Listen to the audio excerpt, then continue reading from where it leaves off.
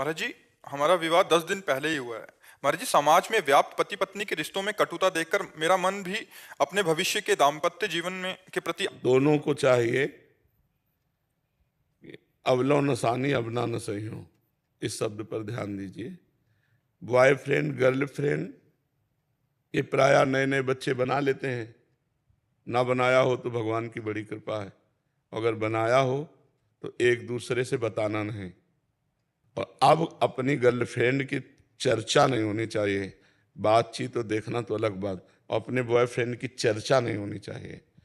नया जीवन समझो ब्याह हो जाने, पीछे जो गलतियां हुई मतलब आप लोगों में ना होंगी, लेकिन जिनमें भी हो वो एक खटास वहीं से पैदा शुरू हो जाएगी। तो हमारे नए जीवन में खटास ना पैदा होने पावे, कटिंग कोई हमारी भावों की ना होने पावे, इसलिए हमको अपनी बात पूर्व जन्म की मानकर उसे छोड़ देना। अब नया जन्म क्या, अपनी पत्नी से अनुराग करे, अपने पति से अनुराग करे और एक दूसरे की घर गृहस्थी की गलतियों को क्षमा करे।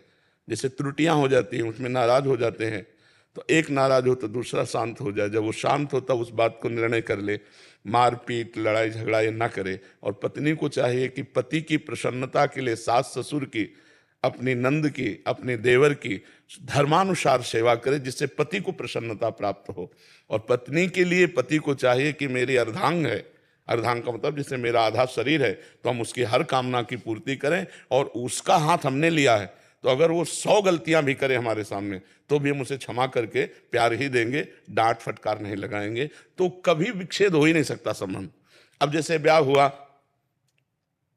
अचानक आपने देखा है कमरे में एकांत में बात, किससे बात कर रहे हो? नहीं, किसी से नहीं। अब आप भले अपनी मौसी से बात कर रहे हो और वो दिमाग में कीड़ा छा जाएगा, नहीं मोबाइल लाइए, नहीं नहीं हम नहीं देंगे।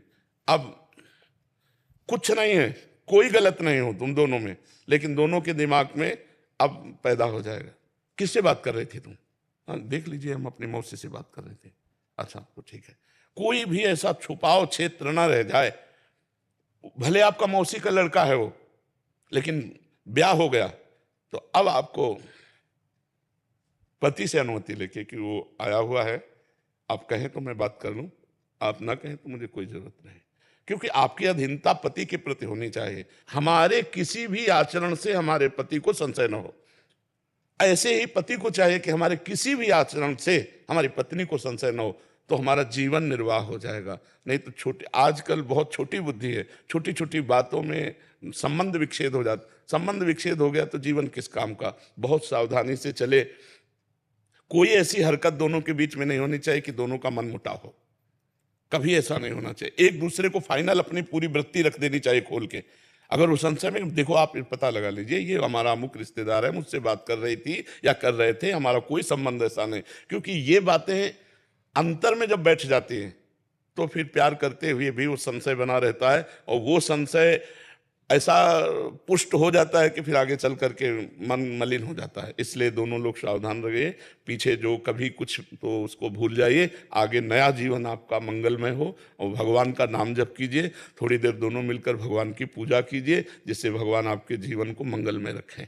क्योंकि आराधना अत्यंत आवश्यक है। जैसे आप पवित्र आचरण करोगे तो आपकी जो संतान होगी वो पवित्र आचरण वाली बनेगी। आप ही नींव हैं, आगे की जो हमारी पीढ़ी है उसकी नींव है। आप नाम जप करते हुए, भगवान का चिंतन करते हुए जीवन व्यतीत करेंगे तो आपकी संतान बलवान, बुद्धिमान, तेजोमय होगी। आप गंदे चिंतन, गंदा आचरण, गंदा व्यवहार, तो वैसे गंदे व्यवहार वाले बच्चे होंगे। महाराज जी, आपने बहुत सूक्ष्मता से इस टॉपिक को अपने उत्तर दिया है महाराज जी। महाराज जी, प्राय ऐसा बहुत जगह हो रहा है, नासमझी के कारण फिर बहुत सारा संधि विच्छेद, और ये बहुत प्राय बहुत बड़े स्तर पे हो रहा है महाराज जी। रोज प्रश्न आते हैं बहुत। कितना हाँ, रखें महाराज जी चूंकि बहुत गंदगी फैल रही है, हर बच्चा, बॉयफ्रेंड गर्लफ्रेंड, बेविचार, गंदी बात, नशा, ये सब। अब हम कहते हैं कैसे कैसे गृहस्थ धर्म का। देखो, आप भले गर्लफ्रेंड बनाए हो, लेकिन आपको वो लड़की पसंद नहीं है जो दूसरे को बॉयफ्रेंड बनाए हो। आप बताओ, ईमानदारी से बताओ। आप भले बॉयफ्रेंड बनाए हैं, लेकिन आपको वो पति चाहिए जो केवल आपसे प्यार करे। ऐसा कैसे हो सकता है? आप अपना चरित्र दूषित रखें, आपको चरित्रवान मिले, ऐसा कैसे हो सकता है?